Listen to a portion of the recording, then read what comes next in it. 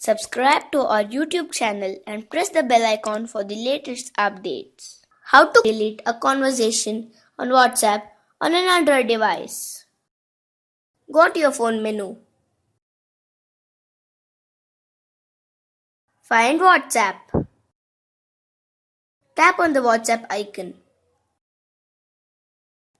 Make sure that you're on the Chat tab.